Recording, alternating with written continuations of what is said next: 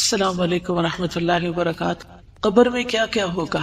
ہم سب اپنے future house کے بارے میں امیجن کریں کہ ہم اس کو کس طرح تیار کر رہے ہیں۔ لڑکیوں کے لیے تو یہ بات سمجھنا مشکل نہیں، کیونکہ ہر لڑکی شادی کے خواب دیکھتی ہے اور پھر شادی کے بعد اگلا گھر اور نیا گھر بنانے کا سوچتی ہے، اور اس کی صفائی ستھرائی اور ڈیکوریشن، اور اس کے لیے بہت ساری محنت۔ لیکن یاد رکھیے کہ صرف شادی کے بعد اگلا گھر نہیں ہوتا، اس سے اگلا گھر جو ہے، جو موت کے بعد ہم سب کو ملنے والا ہے، وہ بھی ایک گھر ہے۔ اس کی طرف بھی ہمیں توجہ کرنی چاہیے اور اس کے بھی خواب دیکھنے چاہیے کہ وہ کیسا ہوگا، کیونکہ دنیا کے گھر میں تو ہم زیادہ سے زیادہ کتنا جی سکتے ہیں، چند سال، لیکن قبر میں معلوم نہیں سینکڑوں سال رہنا ہے یا ہزاروں سال رہنا ہے، اللہ عالم۔ اگر وہ گھر عمدہ ہے تو راحت اور آرام ہے، اور اگر وہ گھر خراب ہے تو پھر کوئی فریادی فریاد سننے والا نہیں۔ دنیا میں کسی اسپتال میں اگر کوئی بیمار کراہتا ہے تو بہت سارے ڈاکٹر اور نرسز اس کے علاج کے لیے آگے بڑھتے ہیں، اس کو سکون بخشتے ہیں، لیکن قبر میں کون آئے گا؟ کوئی بھی نہیں، وہاں صرف ہمارا عمل ساتھ ہوگا۔ تو آئیے دیکھتے ہیں کہ قبر میں نعمتیں کون کون سی ہوں گی۔ جنت کا بستر اور لباس کا ملنا، اور یہ نعمتیں کس کے لیے ہوں گی؟ جو سوالوں کا صحیح جواب دے گا۔ سیدنا برائے بن عازب رسول اللہ صلی اللہ علیہ وسلم سے روایت کرتے ہیں، تو آسمان سے ایک پکارنے والا پکارتا ہے، یعنی اللہ تعالیٰ، کہ میرے بندے نے سچ کہا، بس اس کے لیے جنت کا بستر بچھا دو، اس کے لیے جنت کی طرف ایک دروازہ کھول دو اور اسے جنت کے کپڑے پہنا دو۔ آپ صلی اللہ علیہ وسلم نے فرمایا، پھر اس کے پاس جنت کی راحت، رزق اور خوشبو آتی ہے۔ قبر میں کیا آتا ہے؟ جنت کی راحت، رزق اور خوشبو، اور فرمایا اس کے لیے اس کی قبر کو تا حد نگاہ کشادہ کر دیا جاتا ہے، جنت کا دروازہ کھولا جانا۔ سیدنا ابو ہریرہ نبی صلی اللہ علیہ وسلم سے روایت کرتے ہیں کہ سوال و جواب کے بعد پھر اس کے لیے جنت کے دروازوں میں سے ایک دروازہ کھول دیا جاتا ہے اور اسے کہا جاتا ہے، یہ تیرا اس جنت میں ٹھکانہ ہے، اور جو کچھ اللہ نے تیرے لیے اس میں تیار کیا ہے، یعنی جو کچھ اللہ نے تمہارے لیے تیار کیا ہے وہ تم دیکھو۔ تو اس کی خوشی اور سرور میں اضافہ ہو جاتا ہے۔ یہ خوش قسمت لوگ ہیں، اللہ تعالیٰ ہمیں بھی ان میں شامل کر لے کہ جو وہاں پر اپنے ٹیسٹ میں کامیاب ہو کر خوش ہوں گے، جیسے آج آپ سرٹیفکیٹ لے کر خوش ہوں گے انشاءاللہ کہ آپ کی کوششیں قابل قدر ٹھہری۔ تو اصل سرٹیفکیٹ وہ ہے جو قبر میں ملے گا، جو وہاں کامیاب ہو گیا وہ اصل کامیاب ہے۔ پھر اس کے لیے جہنم کے دروازوں میں سے ایک دروازہ کھولا جاتا ہے اور اسے کہا جاتا ہے، اگر تو نے اس کی نافرمانی کی ہوتی تو یہ تیرا ٹھکانہ ہوتا، اور جو کچھ اللہ نے اس میں تیرے لیے تیار کیا ہوا ہے، تو اس کی خوشی اور سرور میں اضافہ ہو جاتا ہے کہ شکر اللہ نے مجھے آگ سے بچا لیا۔ صبح و شام جنت کا ٹھکانہ دکھایا جاتا ہے، جیسے بیڈ روم کے اندر ٹیلی ویژن میں لوگ طرح طرح کے مناظر دیکھتے ہیں، نیچرل بیوٹی دیکھتے ہیں یا اور خوبصورت چیزیں دیکھتے ہیں، تو بیٹھے بیٹھے اپنے بیڈ روم میں ہی خوش ہو رہے ہوتے ہیں۔ تو اسی طرح قبر میں لیٹے ہوئے جب اہل جنت، یعنی جن کو انشاءاللہ کامیابی نصیب ہوگی، وہ جنت کا اپنا ٹھکانہ دیکھتے ہیں تو اس کو دیکھ کر خوش ہوتے رہتے ہیں۔ سیدنا ابن عمر سے روایت ہے کہ رسول اللہ صلی اللہ علیہ وسلم نے فرمایا، بے شک جب تم میں سے کوئی مر جاتا ہے تو صبح و شام اس کا ٹھکانہ اس پر پیش کیا جاتا ہے، اگر وہ جنت والوں میں سے ہے تو جنت والوں کا مقام، اور اگر دوزخ والوں میں سے ہے تو دوزخ والوں کا مقام اسے دکھایا جاتا ہے، اور اس سے کہا جاتا ہے، یہ ہے تیرا ٹھکانہ جب تک کہ اللہ قیامت کے دن تجھے اٹھا کر اس جگہ نہ پہنچا دے، یہاں جانے والا ہے، تو یہ ہے تیرا گھر، یہ ہے تیرا گھر۔ بار بار اس کے مناظر دکھائے جاتے ہیں۔ اپنا ٹھکانہ دیکھ کر اللہ کا شکر ادا کرنا۔ سیدنا ابو ہریرہ سے روایت ہے، انہوں نے کہا کہ رسول اللہ صلی اللہ علیہ وسلم نے فرمایا، ہر جنتی کو جہنم میں اس کا ٹھکانہ دکھایا جاتا ہے، اور وہ کہتا ہے، اگر اللہ نے مجھے ہدایت نہ دی ہوتی تو میں یہاں ہوتا۔ اس ہدایت پر کتنا اللہ کا شکر ادا کرنا چاہیے، اور یہ بات اس کے لیے شکر کا باعث بن جاتی ہے۔ کیا آج دنیا میں آپ اللہ کی دی ہوئی ہدایت پہ شکر گزار ہوتے ہیں؟ اللہ تیرا شکر ہے تو نے قرآن کی نعمت دی، تیرا شکر ہے تو نے محمد صلی اللہ علیہ وسلم کی پہچان دی، تیرا شکر ہے تو نے ہمیں دین کی سمجھ دی۔ جو آج دین کو پا کر شکر گزار ہوتے ہیں، انشاءاللہ وہ اس پر عمل کرتے ہوئے قبر میں بھی شکر گزار ہوں گے اللہ کے فضل سے۔ قبر کا 70 ہاتھ کشادہ اور سرسبز کر دیا جانا۔ قتادہ کہتے ہیں کہ ہمیں یہ بات بتائی گئی کہ اس کے لیے اس کی قبر 70 ہاتھ کشادہ کر دی جاتی ہے، اور اس کو اس دن تک سبزے اور خوشحالی سے بھر دیا جاتا ہے جب وہ لوگ اٹھائے جائیں گے۔ یعنی قبر کے اندر بھی ایک سبزہ ہوتا ہے، اور قیامت تک اس کی قبر کے اندر یہی رہتا ہے۔ قبر میں 14ویں کے چاند کی روشنی ہونا. سیدنا ابو ہریرہ رسول اللہ صلی اللہ علیہ وسلم سے روایت کرتے ہیں کہ آپ نے فرمایا بے شک مومن شخص اپنی قبر میں سبز باغیچے میں ہوتا ہے. کہاں ہوتا ہے؟ سبز باغیچے میں ہوتا ہے. سبحان اللہ، جیسے باغ میں گارڈن میں ہوتا ہے. پھر اس کے لیے اس کی قبر کو 70 ہاتھ کشادہ کر دیا جاتا ہے. دنیا میں کس کا گھر اتنا بڑا ہے؟ اتنا گھر تو دنیا میں بھی بڑا نہیں ملتا جتنا مومن کو قبر کے اندر بڑا گھر ملے گا. اور اس کے لیے 14ویں کے چاند کی طرح روشنی کر دی جاتی ہے، جس میں اس کو سکون ملتا ہے، کیونکہ اگر سورج کی روشنی ہوتی تو تھک جاتا. گھر والوں کو خبر دینے کی تمنا کرنا. سیدنا جابر سے روایت ہے کہ انہوں نے کہا کہ رسول اللہ صلی اللہ علیہ وسلم نے فرمایا جب وہ مومن اپنی قبر کی کشادگی کو دیکھتا ہے تو کہتا ہے فرشتوں مجھے چھوڑ دو، میں گھر والوں کو خوشخبری دے دوں. لیکن اسے کہا جاتا ہے کہ اب یہاں آرام سے رہو، یعنی اب گھر والوں سے کوئی رشتہ تعلق نہیں قائم ہو سکتا. بالکل ایسے ہی نا کہ جیسے ہم کہیں پر بھی ہوتے ہیں اور ہمیں کوئی خوشی ملتی ہے تو ہم فوراً، اور آج کل تو سوشل میڈیا کی وجہ سے لوگ جو کھاتے ہیں اس کی بھی تصویر اتار کے پیچھے بھیج رہے ہوتے ہیں، اور جو پہنتے ہیں اس کی بھی. تو قبر میں جا کر بھی کیا چاہیں گے کہ پیچھے والوں کو بتائیں، لیکن وہاں کوئی واٹس ایپ نہیں ہوگا. نیک اعمال کا قبر کی تنہائی کو دور کرنا. سیدنا براء ابن عازب نبی صلی اللہ علیہ وسلم سے روایت کرتے ہیں اور اس قبر میں کہ مومن کے پاس ایک خوبصورت چہرے، خوبصورت لباس اور انتہائی عمدہ خوشبو والا ایک شخص آتا ہے تو وہ کہتا ہے کہ اس چیز کی خوشخبری پاؤ جو تمہیں خوش کرے گی، یہ وہی تیرا دن ہے جس کا تم سے وعدہ کیا جاتا تھا. تو وہ اس سے پوچھتا ہے کہ تم کون ہو؟ تمہارا چہرہ خیر لایا ہے. تو وہ کہتا ہے میں تمہارا نیک عمل ہوں. سبحان اللہ. قبر میں کوئی ساتھ نہیں جائے گا لیکن نیک عمل ساتھ ہوگا. ہم سب اپنے قرآن پڑھنے کو دیکھیں، نمازوں کو دیکھیں، دعاؤں کو دیکھیں، لوگوں کے ساتھ خیر و بھلائی اور احسان کے کاموں کو دیکھیں کہ ہم کیا کیا کر رہے ہیں. اس پر وہ کہتا ہے اے میرے رب قیامت ابھی قائم کر دے. ابھی تو ڈر لگتا ہے نا کہ قیامت نہ آ جائے کہیں، تو وہ کہے گا ابھی قیامت قائم کر دے تاکہ میں اپنے اہل خانہ اور اپنے مال کی طرف واپس لوٹ جاؤں، تاکہ جا کے ان سے ملوں. یہ انسان کے اندر قدرتی ایک اٹریکشن ہوتی ہے اپنے گھر والوں سے ملنے کی. انسان دنیا میں کہیں بھی سیر و تفریح کر کے آئے لیکن جو مزہ اور لطف اس کو اپنوں کے اندر آتا ہے وہ کہیں نہیں آتا. تو وہاں بھی وہ کیا چاہے گا کہ میں اپنی اس خوشی کو اپنے گھر والوں کے ساتھ شیئر کروں. اور ایک روایت میں ہے اس کے پاس متشکل ہو کر، یہ شکل بنا کر ایک ایسا آدمی آتا ہے جس کا چہرہ انتہائی خوبصورت، کپڑے انتہائی خوبصورت، خوشبو بہت اچھی ہوتی ہے. آپ دیکھیں کہ کسی بھی ایسے شخص کی کمپنی میں آپ کا دل کتنا خوش ہو جاتا ہے. وہ کہتا ہے تو خوشخبری پا اس چیز کی جو تجھے خوش کرے. خوشخبری پا لے اللہ کی رضامندی اور باغات کی جن میں ہمیشہ کی نعمتیں ہیں. یہ تیرا وہ دن ہے جس کا تجھ سے وعدہ کیا جاتا تھا. تو وہ فوت شدہ شخص اس سے کہتا ہے تجھے بھی اللہ خیر کی بشارت دے. تو کون ہے؟ تیرا چہرہ خیر لایا ہے. تو وہ کہتا ہے کہ میں تیرا نیک عمل ہوں. اللہ کی قسم جو کچھ میں جانتا ہوں وہ یہ ہے کہ تو اللہ کی اطاعت میں بڑی جلدی کرتا تھا، یعنی نیکی کے کاموں میں آگے آگے ہوتا تھا، اور اللہ کی نافرمانی میں بہت ہی سست تھا، یعنی پیچھے ہوتا تھا، جھجکتا تھا، ڈرتا تھا. اللہ تجھے بہترین بدلہ دے.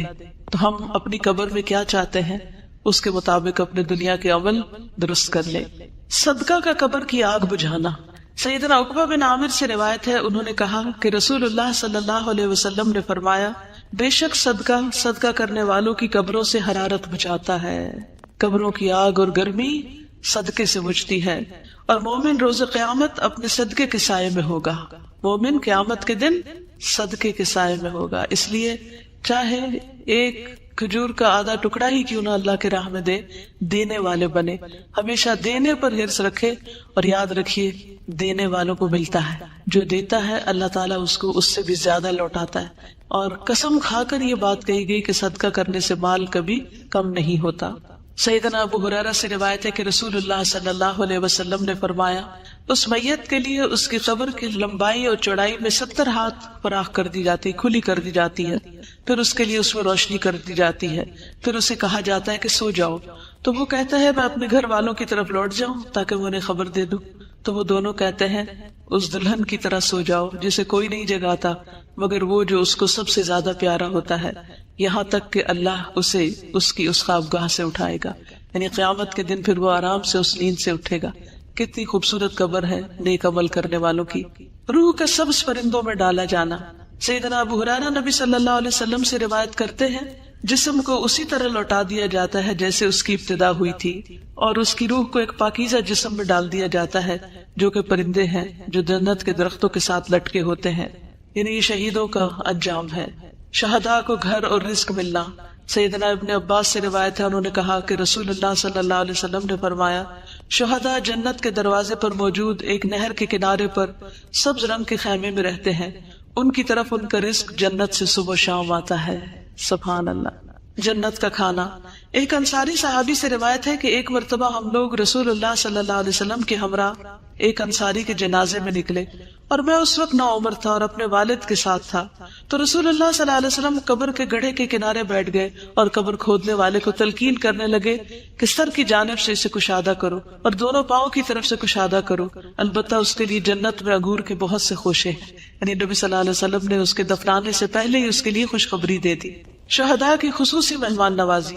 سیدنا مسروق سے روایت ہے، انہوں نے کہا کہ ہم نے عبداللہ بن مسعود سے اس آیت کے بارے میں سوال کیا، اور جنہیں اللہ کے راستے میں قتل کیا جائے انہیں مردہ گمان نہ کرو بلکہ وہ زندہ ہیں، اپنے رب کے پاس سے رزق دیے جاتے ہیں۔ تو انہوں نے کہا ہم بھی رسول اللہ صلی اللہ علیہ وسلم سے اس بارے میں سوال کر چکے ہیں، تو آپ صلی اللہ علیہ وسلم نے فرمایا ان کی روحیں سبز پرندوں کے پیٹ میں ہوتی ہیں، ان کے لیے ایسی قندیلیں ہیں جو عرش کے ساتھ لٹکی ہوئی ہیں، اور وہ روحیں جنت میں جہاں چاہیں کھاتی اور پھرتی رہتی ہیں، پھر ان قندیلوں میں واپس آ جاتی ہیں، یعنی جہاں سے جاتی ہیں۔ ان کا رب ان کی طرف جھانک کر دیکھتا ہے اور فرماتا ہے کیا تمہیں کسی چیز کی خواہش ہے؟ وہ عرض کرتے ہیں ہم کس چیز کی خواہش کریں، حالانکہ ہم جہاں چاہتے ہیں جنت میں کھاتے پھرتے ہیں۔ اللہ تعالیٰ ان سے اس طرح 3 مرتبہ فرماتا ہے، پھر جب وہ دیکھتے ہیں کہ انہیں کوئی چیز مانگے بغیر چھوڑا نہیں جائے گا تو وہ عرض کرتے ہیں اے رب ہم چاہتے ہیں کہ تو ہماری روحیں ہماری جسموں میں لوٹا دے، یہاں تک کہ ہم تیرے راستے میں ایک مرتبہ پھر قتل کیے جائیں۔ پھر جب اللہ دیکھتا ہے کہ انہیں اب کوئی ضرورت نہیں تو انہیں چھوڑ دیا جاتا ہے۔ یعنی اللہ تعالیٰ ان کی اتنی کیئر کرتے ہیں۔ نیک اعمال کا ثواب پہنچتے رہنا، 3 قسم کے اعمال کا سلسلہ جاری رہنا۔ سیدنا ابو ہریرہ سے روایت ہے کہ رسول اللہ صلی اللہ علیہ وسلم نے فرمایا جب انسان فوت ہو جاتا ہے تو 3 اعمال کے سوا اس کے تمام اعمال کا سلسلہ منقطع ہو جاتا ہے، صدقہ جاریہ، یا وہ علم جس سے نفع اٹھایا جاتا رہے، یا نیک اولاد جو اس میت کے لیے دعا کرتی ہے، یہ مرنے کے بعد بھی نیکیوں میں اضافے کا سبب بنتے ہیں۔ اولاد کی دعا سے درجات بلند ہونا۔ سیدنا ابو ہریرہ سے روایت ہے، انہوں نے کہا کہ رسول اللہ صلی اللہ علیہ وسلم نے فرمایا بے شک اللہ عز و جل جنت میں نیک آدمی کا درجہ بلند فرمائیں گے تو وہ عرض کرے گا اے رب یہ درجہ مجھے کیسے حاصل ہوا؟ اللہ تعالیٰ فرمائیں گے تیری اولاد کا تیرے لیے استغفار کرنے کی وجہ سے۔ تو ہم سب کو اپنے والدین کے لیے جو فوت ہو چکے ہیں بخشش کی دعا کرنی چاہیے۔ ایک دفعہ میں دعا کرتی ہوں، میں اپنے والد کی نیت کرتی ہوں، آپ سب اپنے اپنے والدین کی جو دنیا سے جا چکے ہیں یا دادا دادی جو بھی، ان کے لیے نیت کر لیجیے۔ اللہم اغفر لہ وارحمہ وعافہ واعف عنہ واکرم نزلہ ووسع مدخلہ واغسلہ بالماء والثلج والبرد ونقہ من الخطایا كما ينقى الثوب الأبيض من الدنس اللهم أبدله دارا خيرا من داره وأهلا خيرا من أهله وزوجا خيرا من زوجه اللهم أدخله الجنة اللهم أدخله الجنة اللهم أدخله الجنة وأعذه من عذاب القبر ومن عذاب النار۔ جہاں اپنی بخشش کی دعا مانگا کرے وہاں اپنے والدین کی بخشش کی دعا بھی ضرور کیا کرے، کیونکہ اللہ سبحانہ وتعالیٰ کا فرمان ہے انشکر لی ولوالدیک کہ میرا شکر ادا کرو اور اپنے والدین کا۔ تو والدین کا شکریہ صرف اس طرح ادا نہیں ہو سکتا کہ ہم انہیں کہیں آپ کا بہت شکریہ، آپ نے میں پیدا کیا یا میں پالا۔ شکر عمل سے ہوتا ہے، اور وہ عمل کیا ہے کہ ان کے لیے دعا کی جائے، ان کی طرف سے صدقہ خیرات کیا جائے۔ کوئی سوال؟ کیوں نہیں ٹھیک؟ مجھے یاد ہے میں بہت چھوٹی تھی اور میری والدہ نے یہ حدیث مجھے سنا دی تھی، ابھی میں نے ہوش نہیں سنبھالا تھا۔ ان کو تھوڑا سا پہلے آپ راہ ہموار کریں کہ دیکھیں ہم اس دنیا میں اللہ کی عبادت کے لیے آئیں، جہاں ایک طرف قبر میں نعمتیں ہیں وہاں دوسری طرف قبر میں عذاب بھی ہے۔ سیدہ عائشہ رضی اللہ تعالیٰ عنہ سے روایت ہے کہ ایک یہودی عورت ان کے پاس آئی، اس نے عذاب قبر کا ذکر کیا تو عائشہ رضی اللہ تعالیٰ عنہ سے کہا کہ اللہ آپ کو عذاب قبر سے پناہ میں رکھے۔ اس پر عائشہ رضی اللہ تعالیٰ عنہ نے رسول اللہ صلی اللہ علیہ وسلم سے عذاب قبر کے بارے میں پوچھا۔ آپ صلی اللہ علیہ وسلم نے فرمایا ہاں عذاب قبر حق ہے۔ عائشہ رضی اللہ تعالیٰ عنہ نے بیان کیا کہ پھر میں نے کبھی ایسا نہیں دیکھا کہ رسول اللہ صلی اللہ علیہ وسلم نے کوئی نماز پڑھی ہو اور اس میں عذاب قبر سے اللہ کی پناہ نہ مانگی ہو. یہ کون دعا کر رہا ہے؟ نبی صلی اللہ علیہ وسلم. یہ دعا کہاں پڑھی جاتی ہے کچھ پتا ہے آپ کو؟ تشہد کے بعد. اللہم انی اعوذ بک من عذاب القبر واعوذ بک من عذاب جہنم واعوذ بک من فتنة المسیح الدجال واعوذ بک من فتنة المحیا والممات. جہاں ہم رب جلنی پڑھتے ہیں نا، تو چاہے تو اس کی جگہ آپ پڑھ لیں، چاہے تو اس کے ساتھ پڑھ لیں، دونوں صورتیں کر سکتے ہیں. ٹھیک ہے. تو نبی صلی اللہ علیہ وسلم اس دعا کو ہمیشہ پڑھتے تھے. ہمیں بھی پڑھنی چاہیے اور قبر کے عذاب سے پناہ مانگنی چاہیے. نبی صلی اللہ علیہ وسلم اگر عذاب قبر سنوا دیتے تو لوگ دفن کرنا چھوڑ دیتے. سیدنا انس سے روایت ہے کہ نبی صلی اللہ علیہ وسلم نے فرمایا، اگر مجھے یہ ڈر نہ ہوتا کہ تم لوگ اپنے مردوں کو دفن کرنا چھوڑ دو گے تو میں اللہ سے دعا کرتا کہ وہ تمہیں قبر کا عذاب سنا دے. جانوروں کو عذاب کی آوازیں آنا. سیدنا ابن مسعود سے روایت ہے کہ آپ صلی اللہ علیہ وسلم نے فرمایا، بے شک مردوں کو ان کی قبروں میں عذاب دیا جاتا ہے یہاں تک کہ یقیناً جانور ان کی آوازیں سنتے ہیں. سیدنا زید بن ثابت سے روایت ہے کہ انہوں نے کہا کہ نبی صلی اللہ علیہ وسلم اپنے گدھے پر سوار ہو کر بنو نجار کے باغ میں جا رہے تھے اور ہم بھی آپ کے ساتھ تھے کہ اچانک وہ گدھا بھدک گیا.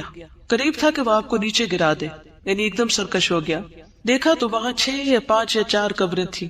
آپ صلی اللہ علیہ وسلم نے فرمایا، کیا کوئی ان قبر والوں کو جانتا ہے؟ تو ایک آدمی نے عرض کیا کہ میں جانتا ہوں. آپ نے فرمایا، یہ لوگ کب مرے تھے؟ اس آدمی نے عرض کیا، یہ لوگ شرک کی حالت میں مرے. تو آپ صلی اللہ علیہ وسلم نے فرمایا، بے شک ان لوگوں کو ان کی قبروں میں عذاب ہو رہا ہے. اگر مجھے یہ خیال نہ ہوتا کہ تم لوگ اپنے مردوں کو دفن کرنا چھوڑ دو گے تو میں اللہ سے دعا کرتا کہ وہ تمہیں بھی قبر کا عذاب سنا دے جسے میں سن رہا ہوں. پھر آپ صلی اللہ علیہ وسلم نے اپنے چہرے کا رخ ہماری طرف کیا اور فرمایا، تم لوگ آگ کے عذاب سے اللہ کی پناہ مانگو. انہوں نے یعنی صحابہ نے عرض کیا، ہم آگ کے عذاب سے اللہ کی پناہ مانگتے ہیں. پھر آپ صلی اللہ علیہ وسلم نے فرمایا، تم قبر کے عذاب سے اللہ کی پناہ مانگو. انہوں نے صحابہ نے عرض کیا، ہم قبر کے عذاب سے اللہ کی پناہ مانگتے ہیں. پھر آپ نے فرمایا، تم ہر قسم کے ظاہری اور باطنی فتنوں سے اللہ کی پناہ مانگو. انہوں نے عرض کیا، ہم ہر قسم کے ظاہری اور باطنی فتنوں سے اللہ کی پناہ مانگتے ہیں. آپ نے فرمایا، تم دجال کے فتنے سے اللہ کی پناہ مانگو. انہوں نے صحابہ نے عرض کیا، ہم دجال کے فتنے سے اللہ کی پناہ مانگتے ہیں. یہاں سے یہ بھی پتہ چلتا ہے کہ نبی صلی اللہ علیہ وسلم کی جو تعلیم تھی وہ سچویشنل بھی ہوتی تھی. جس وقت جو سچویشن پیش آتی اس کے مطابق لوگوں کو تعلیم دیتے. کیا آپ شادی کے مجلس میں یہ کتاب لے جائیں گی؟ کیا خیال ہے؟ شادی والے دن شادی والے گھر میں یہ کتاب سنائیں گی؟ نہیں. نبی صلی اللہ علیہ وسلم نے صحابہ کو قبر وغیرہ کے بارے میں کس وقت بتایا؟ جب وہ قبریں دیکھی انہوں نے، ان حالات یعنی اس موقع کی مناسبت سے.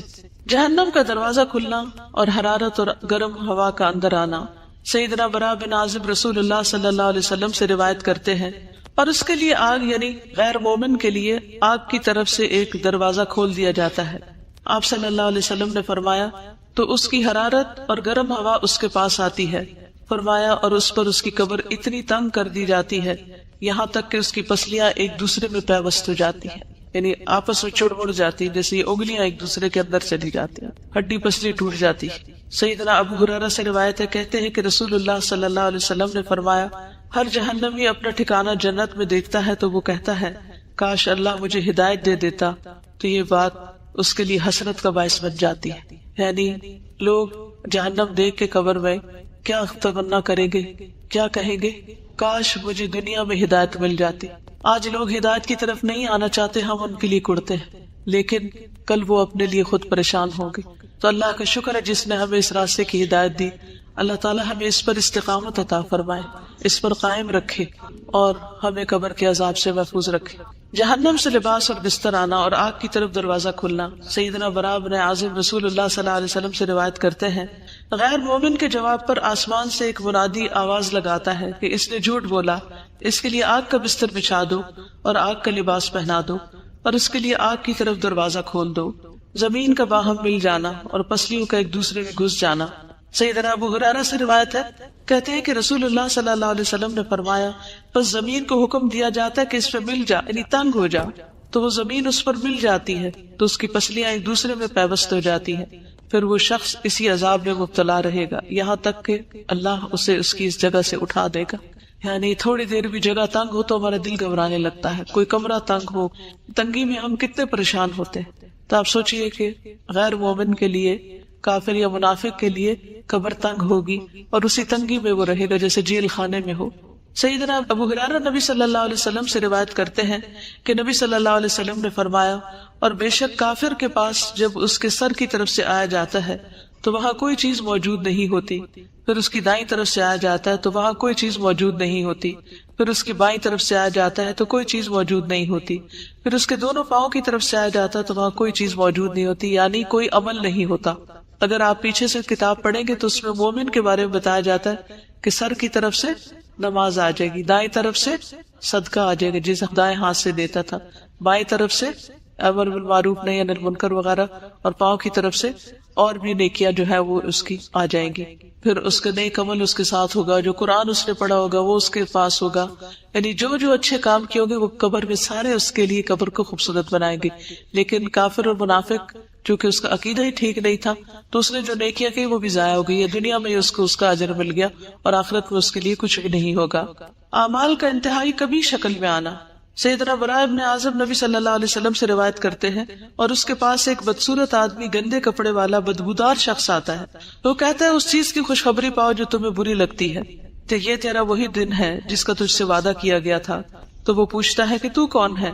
تیرے چہرے سے شر کی خبر معلوم ہوتی ہے۔ وہ کہتا ہے میں تیرا گندا عمل ہوں۔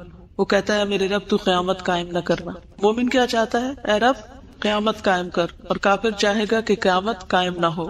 اندھا بہرا فرشتہ مقرر کیا جانا۔ سیدنا براء بن عازب رسول اللہ صلی اللہ علیہ وسلم سے روایت کرتے ہیں، پھر اس پر ایک اندھا بہرا فرشتہ مقرر کر دیا جاتا ہے۔ اس کے پاس لوہے کا ایک ایسا گرز ہیمر ہوتا ہے کہ اگر اسے پہاڑ پہ مارا جائے تو پہاڑ ریزہ ریزہ ہو جائے، اتنی زور کی پٹائی ہوتی ہے۔ فرمایا پھر وہ اس گرز سے اس کو مارتا ہے، اور اس کی مار کی آواز کو مشرق و مغرب کے درمیان کی ہر چیز سنتی ہے سوائے جن و انس کی۔ پھر وہ مردہ بھی مٹی ہو جاتا ہے، پھر اس میں روح لوٹا دی جاتی ہے، بار بار وہ مرتا ہے اور جیتا ہے اور اس مصیبت سے گزرتا ہے۔ لوہے کے ہتھوڑے سے دونوں کانوں کے درمیان یعنی گدی پر مار پڑنا۔ سیدنا انس رضی اللہ تعالیٰ عنہ نبی صلی اللہ علیہ وسلم سے روایت کرتے ہیں کہ نبی صلی اللہ علیہ وسلم نے فرمایا پھر اس کے دونوں کانوں کے درمیان لوہے کے ہتھوڑے سے ایک ضرب لگائی جاتی ہے تو وہ زور سے چیخ اٹھتا ہے۔ اس کی چیخ و پکار کو جن و انس کے علاوہ اس کے پاس پاس کی تمام مخلوق سنتی ہے۔ قبر میں کیڑے پکوڑوں اور سانپ کا ڈسنا اور نوچنا۔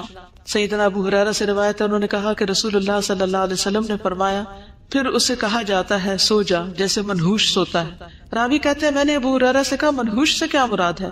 انہوں نے کہا اس سے مراد وہ آدمی جسے کیڑے مکوڑے اور سانپ ڈستے اور نوچتے رہتے ہیں، پھر اس پر اس کی قبر تنگ کر دی جاتی ہے۔ 99 گنجے سانپوں کا مسلط کیا جانا۔ سیدنا ابو ہریرہ رسول اللہ صلی اللہ علیہ وسلم سے روایت کرتے ہیں کہ آپ نے فرمایا کیا تم جانتے ہو یہ آیت کس بارے میں نازل ہوئی؟ بس بے شک اس کے لیے تنگ گزران ہے، وَإِنَّ لَهُ مَعِيشَةً ضَنْكَ وَنَحْشُرُهُ يَوْمَ الْقِيَامَةِ أَعْمَى، کہ ہم اسے قیامت کے دن اندھا کر کے اٹھائیں گے۔ آپ نے فرمایا کیا تمہیں معلوم ہے کہ تنگ گزران کیا ہے، یعنی تنگ زندگی کیا ہے؟ انہوں نے عرض کیا اللہ اور اس کے رسول ہی بخوبی جانتے ہیں۔ آپ نے فرمایا کافر کا اس کی قبر میں عذاب سے دوچار ہونا ہے، یعنی وہ تنگی ہے جو قبر میں پیش آئے گی، اور اس ذات کی قسم جس کے ہاتھ میں میری جان ہے بے شک اس پر 99 گنجے سانپ مسلط کر دیے جاتے ہیں۔ کیا تم جانتے ہو وہ سانپ کیسا ہوتا ہے؟ وہ 70 سانپ ہیں اور ہر سانپ کے 7 سر ہوتے ہیں، ایک سانپ کے 7 منہ ہوتے ہیں، 7 سر، وہ اسے قیامت کے دن تک ڈستے اور نوچتے رہتے ہیں۔ اب سوال یہ پیدا ہوتا ہے کہ عذاب قبر کس کس کو ہوگا؟ ایک کافر منافق تو ہو ہی گیا، اس کے علاوہ کفر اور نفاق میں مبتلا لوگ۔ قال اللہ تعالی فی القرآن الکریم عن فرعون النار یعرضون علیہا غدوا وعشیا ویوم تقوم الساعة ادخلوا آل فرعون اشد العذاب۔ قرآن کریم میں اللہ تعالیٰ فرعون کے بارے میں فرماتے ہیں وہ صبح و شام آگ پر پیش کیے جاتے ہیں، وہ تو پانی میں ڈوبے تھے۔ کچھ لوگوں کا سوال یہ ہوتا ہے کہ جو لوگ قبر میں نہیں جاتے ان کو عذاب قبر کیسا ہوتا ہے؟ کوئی چاہے قبر میں جائے کہ نہ جائے، پانی میں ڈوب کے مرے، کسی شیر چیتے کے پیٹ میں چلا جائے، کہیں بھی چلا جائے، اللہ سبحانہ وتعالیٰ اپنی قدرت اور طاقت کے ساتھ اس کی اسی جگہ کو اس کے لیے قبر بنا دیتے ہیں، اور وہاں بھی اس کے لیے عذاب ویسا ہی ہو جاتا ہے جیسا اس کے لائق ہوتا ہے۔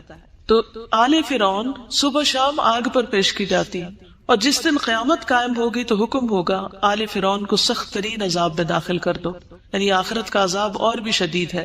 وقال فی المنافقین فکیف اذا توفتهم الملائکۃ یضربون وجوہهم وادبارهم ذلک بانہم اتبعوا ما اسخط اللہ وَكَرِهُوا رِضْوَانَهُ فَأَحْبَطَ أَعْمَالَهُمْ. اور منافقین کے بارے میں فرماتے ہیں پھر اس وقت ان کا حال کیا ہوگا جب فرشتے ان کی روح قبض کریں گے تو ان کے چہروں اور پشتوں پر مار رہے ہوں گے، یہ اس لیے کہ وہ ایسی بات کے پیچھے لگ گئے جس نے اللہ کو ناراض کر دیا اور اس کی رضا کی راہ اختیار کرنے کو پسند نہ کیا، تو اس اللہ نے ان کے سب اعمال ضائع کر دیے.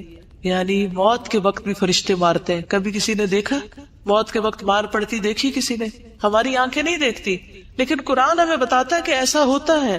تو یہ علم غیب سے تعلق رکھتا ہے. قبر کا عذاب کس سے تعلق رکھتا ہے؟ علم غیب سے. یعنی جب ایک انسان مر جاتا ہے نا تو دنیا سے اس کا رشتہ ختم ہو جاتا ہے. پھر قبر میں کیا ہوتا ہے وہ وہی جانتا ہے، ہم نہیں جان سکتے. ہم اگر قبر کھود کے بھی دیکھیں تو ہمیں نظر نہیں آئے گا کچھ. کبھی کبھی ایسے ہوتا ہے کہ اللہ سبحانہ وتعالیٰ دنیا میں بھی ایسی کچھ نشانیاں دکھا دیتا ہے. میں نے ایک ویڈیو کلپ دیکھا تھا کہ کسی ملک میں ایک میت کو دفن کر رہے اور قبر کھود رہے اور اس میں بار بار سانپ آ رہا ہے. یہ میں نے اپنی آنکھوں سے دیکھا کہ وہ مختلف طریقوں سے اس سانپ کو نکالنے کی کوشش کرتے ہیں، ہٹانے کی، رخ موڑنے کی، لیکن وہ سانپ باز نہیں آتا. آخر تنگ آ کر وہ لوگ میت کو جب نیچے اتارتے ہیں تو وہ اس کے کفن کے اندر گھس جاتا سانپ. یہ نشانیاں کبھی کبھی اللہ سبحانہ وتعالیٰ دکھا دیتے ہیں تاکہ لوگوں کو یقین آ جائے، ورنہ ہمارے لیے تو قرآن اور سنت ہی کافی ہے، سچے نبی کی سچی باتیں ہی کافی ہیں کہ ہم ان پر یقین کریں. کسی انسان کی بات یا کسی ویڈیو کلپ کی تو بات ہی دوسری کی جا سکتی ہے تاکہ لوگ عبرت پکڑے. سیدنا ابو ایوب سے روایت ہے، وہ کہتے ہیں کہ رسول اللہ صلی اللہ علیہ وسلم سورج غروب ہونے کے بعد باہر نکلے تو آپ نے کچھ آواز سنی تو آپ نے فرمایا یہودیوں کو ان کی قبروں میں عذاب ہو رہا ہے. یعنی آپ صلی اللہ علیہ وسلم کو بھی اللہ سبحانہ تعالیٰ ایسی باتیں سنوا دیتے تھے کیونکہ آپ ہمیں پھر علم یقینی کے ساتھ خبر دیتے تھے. ظلم کرنے والا اللہ تعالیٰ نے فرمایا اور کاش آپ ظالموں کو دیکھیں جب وہ موت کی سختیوں میں مبتلا ہوتے ہیں. اللہ اکبر، اللہ ہمیں بچائے. اور فرشتے ان کی طرف اپنے ہاتھ پھیلائے ہوئے ہوتے ہیں اور کہتے ہیں لاؤ اپنی جانیں نکالو، آج تم ذلت کے عذاب کو بدلہ دیے جاؤ گے اس وجہ سے کہ تم اللہ پر ناحق باتیں کہتے تھے اور تم اس کی آیات سے تکبر کرتے تھے. چغل خور اور پیشاب کی چھینٹوں سے نہ بچنے والا. سیدنا ابن عباس سے روایت ہے کہ نبی صلی اللہ علیہ وسلم 2 قبروں کے پاس سے گزرے تو آپ نے فرمایا ان 2 قبر والوں کو عذاب دیا جا رہا ہے اور ان دونوں کو کسی بڑی بات پر عذاب نہیں دیا جا رہا. پھر آپ نے فرمایا کیوں نہیں، بڑی بات ہی ہے. ان میں سے ایک شخص تو چغل خوری میں دوڑ دھوپ کیا کرتا تھا، یعنی ادھر کی بات ادھر لگا، ادھر کی شکایت ادھر، ادھر کی ادھر، لوگوں کی بری باتیں اور غیبتیں آگے سے آگے پہنچاتا تھا. یعنی ہر وقت اس کی گفتگو میں دوسروں کی برائیاں شامل تھی. دوڑ دھوپ کرتا یعنی اس کی ایفرٹ اور ساری بھاگ دوڑی یہی تھی، اس کا انٹرسٹ ہی یہی تھا. اور دوسرا اپنے پیشاب سے بچنے کے لیے احتیاط نہیں کرتا تھا. کچھ لوگ تو کموڈ پہ بیٹھتے ہیں اور کچھ لوگ کموڈ پہ نہیں بیٹھتے، نیچے بیٹھتے ہیں اور وہ جو پیشاب کرتے ہیں تو پاؤں پہ بھی چھینٹیں پڑ رہی ہوتی ہے، کپڑوں میں بھی پڑ رہی ہوتی ہے، پھر انہیں کپڑوں میں نماز بھی پڑھ لیتے ہیں. تو طہارت کا اہتمام کرنا بے حد ضروری ہے. اللہ سبحانہ تعالیٰ ہمیں صحیح طہارت اختیار کرنے کی توفیق دے، نہ ہم حد سے بڑھیں اور نہ اس کو چھوڑیں. سیدنا ابن عباس سے مروی ہے کہ رسول اللہ صلی اللہ علیہ وسلم نے فرمایا قبر کا عموماً عذاب پیشاب کی وجہ سے ہوتا ہے، پس تم پیشاب کے چھینٹوں سے بچا کرو. مظلوم کی مدد نہ کرنے والا اور بغیر وضو کے نماز پڑھنے والا. سیدنا ابن مسعود سے روایت ہے کہ آپ صلی اللہ علیہ وسلم نے فرمایا اللہ کے بندوں میں سے ایک بندے کے بارے میں حکم دیا گیا کہ اسے قبر میں 100 کوڑے لگائے جائیں. وہ تخفیف کا سوال کرتا رہا اور دعا کرتا رہا یہاں تک کہ 1 کوڑا باقی رہ گیا، باقی معاف کر دیے گئے. جب اسے یہ 1 کوڑا لگایا گیا تو اس پر اس کی قبر آگ سے بھر گئی. پھر جب اسے سزا کا اثر زائل ہوا تو اس نے فرشتوں سے کہا تم نے کس بنا پہ مجھے کوڑا لگایا؟ انہوں نے کہا تم نے ایک نماز بغیر وضو کے پڑھی تھی اور تم ایک مظلوم کے پاس سے گزرے تھے، تم نے اس کی مدد نہیں کی تھی. یعنی تمہارے سامنے کسی کی پٹائی ہو رہی تھی اور تم نے روکا نہیں اس کو. تو ہمیں اپنی ساری زندگیوں کا جائزہ لینا ہے اور جہاں جہاں ہمارے اعمال قرآن و سنت سے ٹکراتے ہیں وہاں ان سے بچنا ہے اور اللہ سے ہر وقت توبہ کرتے رہنا ہے. خیانت کرنے والا. سیدنا ابو ہریرہ سے روایت ہے کہ جب ہم نے خیبر فتح کیا تو ہمیں مال غنیمت میں سونا اور چاندی نہیں ملے بلکہ گائے، اونٹ، سامان اور باغات ملے تھے. پھر ہم رسول اللہ صلی اللہ علیہ وسلم کے ساتھ وادی خرا کی طرف لوٹے اور آپ کے ہمراہ آپ کا غلام تھا جس کو مدعم کہا جاتا تھا، جو بنو ذباب کے ایک آدمی نے آپ کو ہدیے میں دیا تھا. اس دوران کہ وہ رسول اللہ صلی اللہ علیہ وسلم کا کجاوا اتار رہا تھا کہ اچانک نامعلوم سمت سے ایک تیر آ کر اس غلام کو لگ گیا. لوگوں نے کہا اس کے لیے شہادت مبارک ہو. تو رسول اللہ صلی اللہ علیہ وسلم نے فرمایا ہرگز نہیں، اس ذات کی قسم جس کے ہاتھ میں میری جان ہے، جو چادر اس نے خیبر کے دن تقسیم ہونے سے پہلے مال غنیمت میں سے چرائی جو چادر اس نے مال غنیمت میں سے چرائی تھی وہ اس پر آگ کا شعلہ بن کر بھڑک رہی ہے. یہ شخص کون تھا؟ مومن تھا نا. کون تھا؟ نبی صلی اللہ علیہ وسلم کی خدمت کرتا تھا. اتنا بڑا اعزاز اس کو حاصل تھا، لیکن اس کے ساتھ اس نے ناسمجھی کی وجہ سے کیا کیا؟ چادر چوری کر لی بیت المال میں سے. اللہ کا مال، لوگوں کی ڈونیشن جو ہوتی ہے، یعنی جیسے آپ میں سے کئی انچارجز ہوگی، کئی برانچ انچارجز ہوگی، کئی ڈونیشن جمع کرتے ہوں گے، وہ آپ کے لیے کالے سانپ کی طرح ہے کہ اس کو آپ اپنی ذات پہ نہیں لگا سکتے کہ آپ اللہ کے دین کی خدمت کے لیے پیسہ اکٹھا کریں اور پھر ذاتی فائدے اٹھانا شروع کر دیں. یہ اپنی آخرت عاقبت خراب کرنے کے برابر ہے. ایک سوئی دھاگا بھی اس میں سے نہیں لینا چاہیے. لوگ جس مقصد کے لیے جو مال دیں اس کو وہی خرچ کر دینا چاہیے اور اس کی حفاظت بھی کرنی چاہیے. اسے ضائع ہونے کے لیے اور چوری ہونے کے لیے نہیں چھوڑ دینا چاہیے. یہ بات سن کر ایک آدمی 1 یا 2 تسمے لے کر آیا تو کہنے لگا یہ چیز میں نے اٹھائی تھی. تو رسول اللہ صلی اللہ علیہ وسلم نے فرمایا یہ بھی آگ کا 1 تسمہ یا 2 تسمے بنتے، اگر تم اس کو نہ جمع کراتے تو یہ تمہارے لیے آگ بن جاتے. جھوٹ بولنے والا، استغفر اللہ استغفر اللہ. سیدنا سمرہ بن جندب سے روایت ہے، کہتے ہیں کہ نبی صلی اللہ علیہ وسلم نے فرمایا آج رات میں نے 2 آدمیوں کو دیکھا جو میرے پاس آئے. ان دونوں نے کہا کہ جسے آپ نے دیکھا ہے اس کی باچھ کو چیرا جا رہا تھا. وہ بڑا ہی جھوٹا تھا. جو ایک جھوٹی بات کرتا اور اس سے وہ جھوٹ نقل کیا جاتا یہاں تک کہ دنیا کے کونوں میں پہنچ جاتا. قیامت کے دن تک اس کو یہی سزا ملتی رہے گی. اور بعض اوقات ہمارے اخبار، ریڈیو، ٹیلی ویژن جھوٹی خبریں آگے نشر کرتے ہیں. اسی طرح بعض اوقات واٹس ایپ پر ہم جھوٹی خبریں آگے پہنچاتے ہیں بغیر جانے کوئی بھی چیز آگے نہ پہنچائے. آج کل لوگوں کی بہت عادت ہے، کوئی کسی کا بیان سنا، یہ نہ دیکھا کہ اس میں کون سی چیز قرآن سے ثابت ہے یا حدیث سے ثابت ہے. جھوٹی روایات، جھوٹے قصے صرف ایک انٹرٹینمنٹ کے طور پر آگے سے آگے بیان کرتے. بعض اوقات جھوٹے لطیفے اور ایسی چیز کو حدیث بنا کر پیش کرنا جو حدیث ہے ہی نہیں یا ضعیف حدیثیں ہیں. تو ان چیزوں کو بھی آگے فارورڈ کرنے سے پرہیز کریں. کوئی ضروری نہیں ہوتا کہ ہم ہر چیز ہی دوسروں تک پہنچائیں. جو چیز صاف ستھری، صحیح اور درست ہو اسی کو آگے پہنچائیں تاکہ ہمارے لیے صدقہ جاریہ بنے، نہ کہ عذاب جاریہ. سیدنا عمر نبی صلی اللہ علیہ وسلم سے روایت کرتے ہیں کہ آپ نے فرمایا میت کو اس کی قبر میں اس پر کیے جانے والے نوحے کی وجہ سے عذاب دیا جاتا ہے. ہم نے ایک وصیت نامہ چھاپ کے رکھا ہوا کاغذ یہاں پر ہوگا، آپ سب اپنے گھر والوں کے لیے وہ پیپر لکھ کے رکھ سکتے ہیں اپنے دستخط کے ساتھ کہ جب ہم بہت ہوں تو ہمارے پر بین نہ کیا جائے. سیدنا ابو موسیٰ اشعری سے روایت ہے، رسول اللہ صلی اللہ علیہ وسلم نے فرمایا جب کوئی مرنے والا مرتا ہے تو اس پر رونے والا کھڑا ہو اور وہ کہے کہ اے میرے پہاڑ، اے میرے سردار، یا اسی قسم کے کوئی اور الفاظ، تو میت پر 2 فرشتے مقرر کیے جاتے ہیں جو اس کے سینے پہ گھونسا مارتے اور پوچھتے ہیں کیا تو ایسا ہی تھا. تو اس لیے اپنی بے جا تعریفیں بھی پسند نہیں کرنی چاہیے اور لوگوں کو منع کیا جائے کہ ہماری بلا ضرورت تعریف نہ کرے، کیونکہ بعض اوقات مبالغہ آ رہی ہوتی تعریف میں. تو جو جھوٹی تعریفیں ہیں وہ بھی میت کے لیے مصیبت کا باعث بنتی. سیدنا انس سے روایت ہے، انہوں نے کہا کہ ایک شخص پہلے عیسائی تھا پھر مسلمان ہو گیا. اس نے سورۃ البقرہ اور آل عمران پڑھی تو نبی صلی اللہ علیہ وسلم کا کاتب بن گیا. لیکن پھر وہ شخص مرتد ہو کر عیسائی ہو گیا تو وہ کہنے لگا کہ محمد صلی اللہ علیہ وسلم کے لیے جو کچھ میں نے لکھ دیا ہے اس کے سوا محمد کو اور کچھ بھی معلوم نہیں. پھر اللہ تعالیٰ نے اسے موت دی، لوگوں نے اسے دفن کر دیا. جب صبح ہوئی تو انہوں نے دیکھا کہ زمین نے اسے باہر پھینک دیا تھا. لوگوں نے کہا یہ محمد صلی اللہ علیہ وسلم اور اس کے ساتھیوں کا کام ہے. چونکہ یہ ان سے فرار ہو گیا تھا اس لیے انہوں نے ہمارے ساتھی کی قبر اکھاڑ دی اور اسے باہر نکال پھینکا ہے. چنانچہ انہوں نے دوسری قبر کھودی جو بہت زیادہ گہری تھی، لیکن جب صبح ہوئی تو پھر زمین نے اسے باہر پھینک دیا. اس مرتبہ بھی انہوں نے یہی کہا کہ یہ محمد صلی اللہ علیہ وسلم اور ان کے ساتھیوں کا کام ہے. چونکہ یہ ان سے فرار ہو گیا تھا اس لیے انہوں نے ہمارے ساتھی کی قبر اکھاڑ دی اور اس کو باہر ڈال دیا. پھر انہوں نے قبر کھودی اور جتنی گہری ان کے بس میں تھی اسے کر کے اس کے اندر ڈال دیا، لیکن صبح ہوئی تو پھر زمین نے اسے باہر پھینک دیا. اب انہیں یقین آیا کہ یہ کسی انسان کا کام نہیں، چنانچہ انہوں نے اسے یوں ہی زمین پر رہنے دیا. تو اس طرح کے واقعات نبی صلی اللہ علیہ وسلم کے دور میں بھی پیش آئے ہیں. عذاب قبر سے محفوظ رہنے والے خوش نصیب لوگ کون سے لوگ ہیں جن کو عذاب قبر نہیں ہوتا؟ شہید ہونے والا. سیدنا مقدام بن مادی کرب الکندی سے روایت ہے، انہوں نے کہا کہ رسول اللہ صلی اللہ علیہ وسلم نے فرمایا بے شک اللہ عز و جل کے ہاں شہید کے لیے 6 خصلتیں ہیں. اس کے خون کا پہلا قطرہ گرتے ہی اللہ تعالیٰ اس کو معاف کر دیتا ہے. جنت میں اسے اس کا ٹھکانہ دکھا دیا جاتا ہے، اسے ایمان کا حلہ پہنایا جاتا ہے، حور عین سے اس کا نکاح کر دیا جاتا ہے، اسے عذاب قبر سے محفوظ کر دیا جاتا ہے، اسے فزع اکبر بڑی گھبراہٹ سے محفوظ کر دیا جاتا ہے، اس کے سر پر وقار کا تاج رکھا جاتا ہے جس کا ایک ایک یاقوت دنیا و ما فیہا سے بہتر ہوگا، 72 حور العین سے اس کی شادی کر دی جاتی ہے اور اس کے رشتہ داروں میں سے 70 آدمیوں کے حق میں اس کی سفارش قبول کی جاتی ہے۔ لیکن یاد رکھیے کہ یہ وہ شہید ہے جو اللہ کے راستے میں ساری شرائط کو پورا کرتا ہوا لڑ رہا ہو۔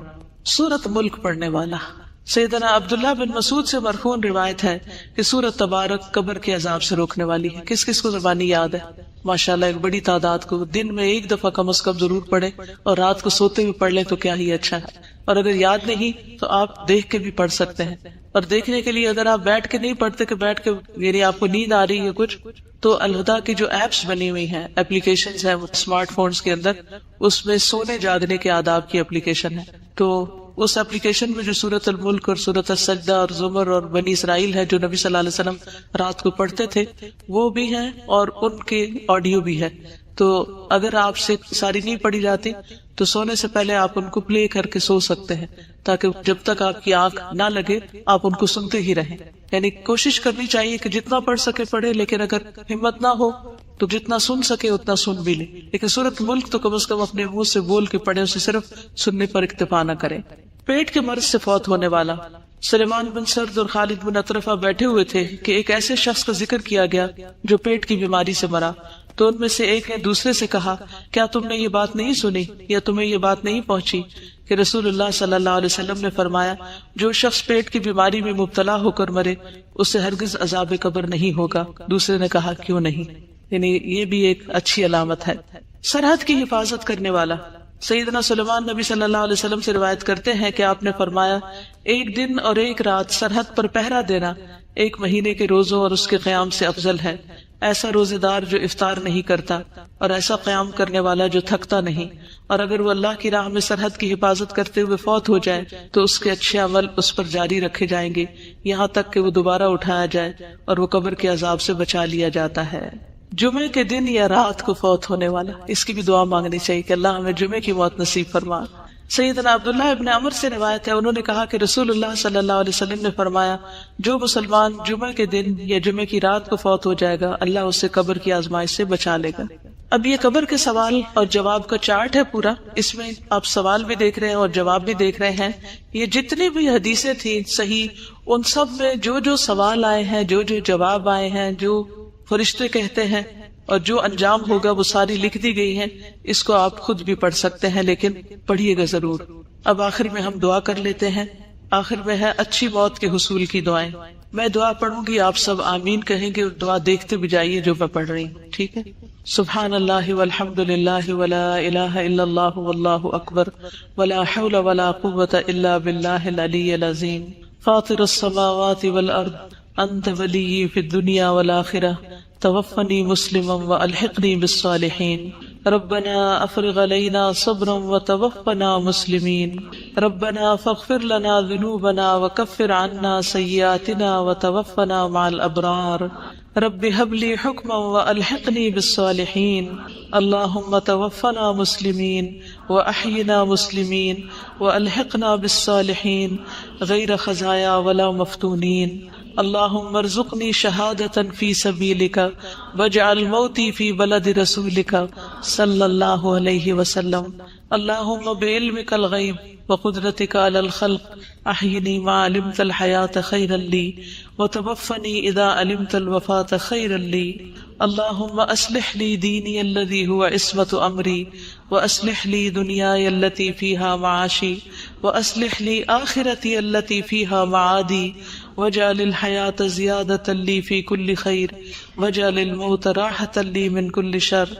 اے اللہ بے شک میں تیری پناہ لیتا ہوں مکان کے نیچے دب کر مرنے سے، اور میں تیری پناہ لیتا ہوں اوپر سے نیچے گر کر ہلاک ہونے سے، اور میں تیری پناہ لیتا ہوں ڈوب کر مرنے سے اور جلنے سے اور آزاد بوڑھا ہو جانے سے، اور میں تیری پناہ لیتا ہوں اس سے کہ شیطان مجھے موت کے وقت بدحواس کر دے، اور اس بات سے تیری پناہ لیتا ہوں کہ میں تیرے راستے میں پیٹ پھیر کر مروں، اور اس بات سے تیری پناہ لیتا ہوں کہ زہریلے جانور کے ڈسنے سے میں مر جاؤں۔ اے اللہ بے شک میں تجھ سے نیکیاں کرنے اور برائیوں کو ترک کر دینے کا سوال کرتا ہوں، اور جب تو لوگوں کو فتنے میں مبتلا کرنے کا ارادہ کرے اور میں ان میں موجود ہوں تو مجھے فتنے سے بچا کر اپنے پاس بلا لینا۔ عذاب قبر سے حفاظت کی دعائیں۔ اللہم انی اعوذ بک من عذاب القبر ومن عذاب النار ومن فتنة المحیا والممات ومن فتنة المسیح الدجال۔ اے اللہ، بے شک میں قبر کے عذاب سے، آگ کے عذاب سے، زندگی اور موت کے فتنے سے اور مسیح دجال کے فتنے سے تیری پناہ لیتا ہوں۔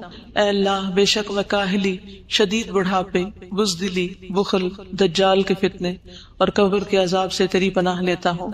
اے اللہ، جبرائیل اور میکائیل کے رب اور اسرافیل کے رب، میں آگ کی تپش اور قبر کے عذاب سے تیری پناہ لیتا ہوں۔ اے اللہ، یقیناً میں سستی سے، بہت زیادہ بڑھاپے سے، گناہ سے، قرض سے، قبر کی آزمائش سے، قبر کے عذاب سے، آگ کی آزمائش سے اور آگ کی عذاب سے تیری پناہ لیتا ہوں۔ اے اللہ، یقیناً میں جہنم کے عذاب سے اور قبر کے عذاب سے اور زندگی اور موت کے فتنے سے اور مسیح دجال کے فتنے کے شر سے تیری پناہ لیتا ہوں۔ اے اللہ، بے شک میں کفر، فقر اور قبر کے عذاب سے تیری پناہ لیتا ہوں۔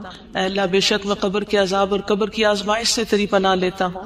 صبح شام کی جو دعائیں ہیں ان میں بھی یہ دعا آتی ہے۔ ہم نے اور تمام دنیا نے اللہ کے لیے شام کی اور ساری تعریفیں اس اللہ کے لیے ہیں جس کے سوا کوئی معبود نہیں، وہ اکیلا ہے، اس کا کوئی شریک نہیں، اسی کے لیے بادشاہت ہے اور اسی کے لیے تعریف ہے اور وہ ہر چیز پر پوری قدرت رکھنے والا ہے۔ اے اللہ، میں تجھ سے اس رات کی بھلائی کا سوال کرتا ہوں اور اس رات کے شر سے اور اس کے بعد کے شر سے تیری پناہ لیتا ہوں۔ اے اللہ، بے شک میں سستی اور بڑھاپے کی برائی سے تیری پناہ لیتا ہوں۔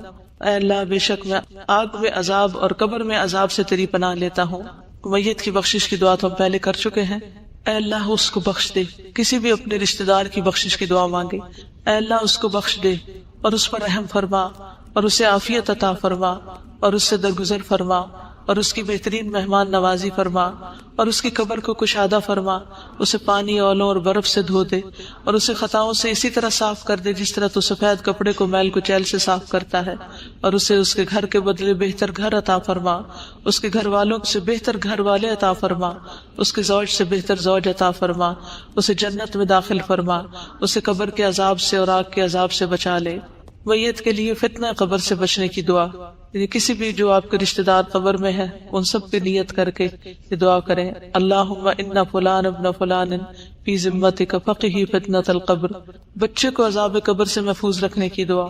اللہم اعذہ من عذاب القبر، ربنا آتنا فی الدنیا حسنۃ وفی الآخرۃ حسنۃ وقنا عذاب النار، اللہم انی اسألک العافیۃ فی الدنیا والآخرہ، ربنا اغفر لی ولوالدی وللمؤمنین یوم یقوم الحساب، ربنا لا تزغ قلوبنا بعد اذ ہدیتنا وہب لنا من لدنک رحمہ انک انت الوہاب، ربنا انک جامع الناس لیوم لا ریب فیہ ان اللہ لا یخلف المیعاد، ربنا وآتنا ما وعدتنا على رسلك ولا تخزنا يوم القيامة إنك لا تخلف الميعاد، اللهم لا تخزني يوم القيامة، اللهم لا تخزني يوم القيامة، اللهم لا تخزني يوم القيامة، اللهم إني أعوذ بك من ضيق الدنيا وضيق يوم القيامة۔